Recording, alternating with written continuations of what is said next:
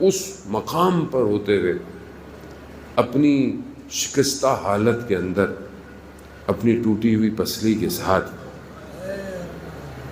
مدینہ کے دروازوں کو کھٹکھٹایا ہے۔ آسان نہیں ہے۔ بیوی اپنے بچوں کو لے جا کر مدینہ کے دروازے میں لوگوں کو کہتی ہے مگر کیا تم غدیر کو بھول گئے ہو؟ مگر لوگوں نے آپ کے سامنے کیا جو ہے وہ بیوی کو نتیجہ دیا۔ بابا کے جانے کے بعد امت نے رسالت کا صلہ دروازہ جلا کر دیا، حضرت محسن کی شہادت کے ساتھ دیا، اور وہ واقعات کوچہ بنی ہاشم کے آپ جانتے ہیں۔ اس کے بعد بھی آ کر حضرت علی سے کہتے ہیں کہ آپ فاطمہ سے کہیں یا دن میں رویا کریں یا رات کو روئے۔ اللہ اکبر، یعنی رونے پہ بھی پابندیاں لگا دی گئی۔ امام نے باہر جا کی طرف ایک حجرہ بنا کے دیا، بیت الحزن۔ بی بی روز اپنے بچوں کو لے کے جاتی اور وہاں گریا کرتی تھی، مگر اس کو بھی گرا دیا گیا۔ صبت علیہ، بی بی فرماتی ہیں مجھ پر ایسی مصیبتیں پڑی، اگر روز روشن پر پڑتی تو وہ تاریکی میں بدل جاتا۔ ہاں زاداران محترم، خوب یہ تکلیف آسان تکلیف نہیں ہے۔ بچے دیکھ رہے ہیں کہ ہماری ماں صحیح طریقے سے چلتی نہیں ہے، دیواروں کا سہارا لے کر چلتی ہے۔ خدا جانتا ہے کہ وہ درد کہاں ہے، خدا جانتا ہے کہ یہ کیسی تکلیفیں تھیں۔ آخری وقت آیا، عزیزان محترم، پہلے تو سب کو بلایا، کچھ وصیتیں کی، پھر کہا کہ سب چلے جائیں، صرف حضرت علی کو حجرے میں رکھا۔ بس حضرت علی کے ساتھ آخری گفتگو ہے۔ کیا فرماتی ہے؟ علی، کیا میں نے کبھی آپ کے ساتھ خیانت تو نہیں کی؟ امام علی گریا کرتے ہیں، آنکھوں میں آنسو آتے ہیں۔ کہا آپ کیسی بات کر رہی ہیں؟ جب مولا کی آنکھوں میں آنسو آتے ہیں نا تو بی بی اپنے بازوؤں کو آگے کرتی۔ تو حضرت علی پوچھتے ہیں کہ یہ کیا کر رہی ہیں؟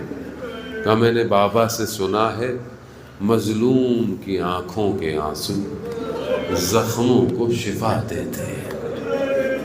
نہ جانے کون سے زخم ہیں، عزاداران محترم وصیتیں کر رہی ہیں۔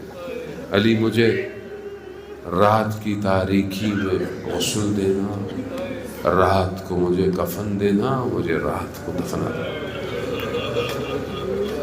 علی میرے بچے یتیم ہوں گے، ان کا خیال رکھنا۔ بہرحال وصیتیں ہری، وقت گزر گیا۔ ایک دن آیا، بچوں نے دیکھا کہ ماں نے ان کو نہلایا ہے، ان کے بالوں پہ کنگھی کی ہے، اپنے ہاتھوں سے ان کے لیے روٹیاں بنائی۔ بچے آج یہ سمجھ رہے ہیں کہ ماں بہتر ہو گئی ہے۔ گھر سے باہر چلے گئے۔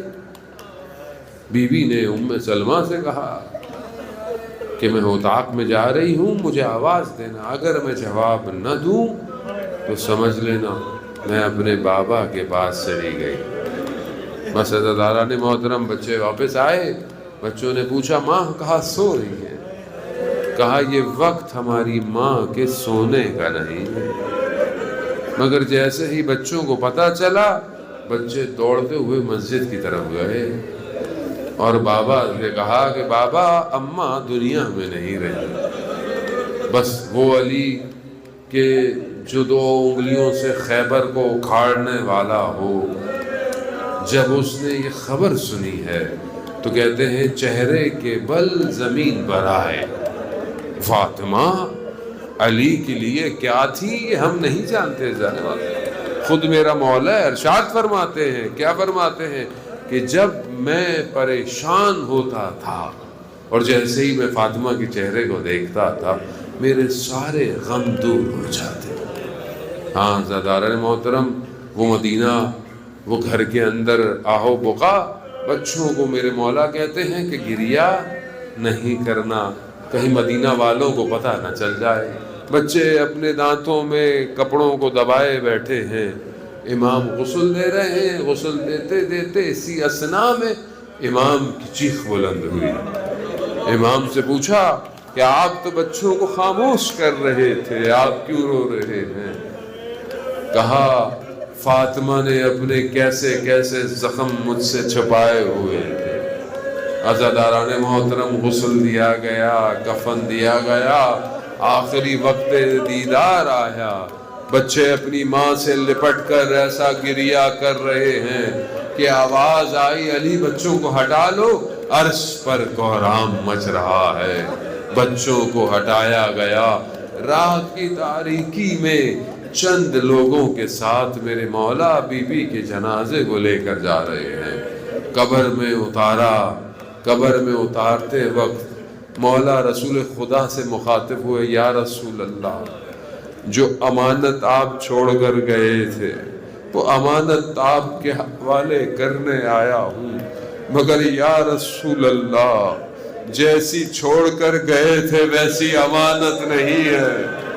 نہ جانے کیا وجہ ہوگی کہ مولا کائنات کہتے ہوں گے عزاداران محترم، چہرہ ویسا چہرہ نہیں ہے، بازو ویسے بازو نہیں ہے، پسلیاں ویسی پسلی نہیں ہے، ناہلیہ تو جسم ایسے ہے جیسے کوئی ایک شبہ ہے، کوئی سایہ ہے۔ عزاداران محترم، بس میرے مولا نے دفنایا، مٹی ڈالی، کہتے ہیں جب آخری مٹی ڈلی مولا کے ہاتھ سے، علی کے دل میں غم کا غبار بیٹھ گیا، علی سے اٹھا نہیں گیا۔ علی کو یاد آیا کہ بی بی نے وصیت کی تھی علی میری قبر سے اٹھنا نہیں، قلبینی علی مجھ سے باتیں کرنا، علی قرآن کی تلاوت کرنا، ہاں علی مگر یاد رکھنا میرے بچے یتیم ہوں گے۔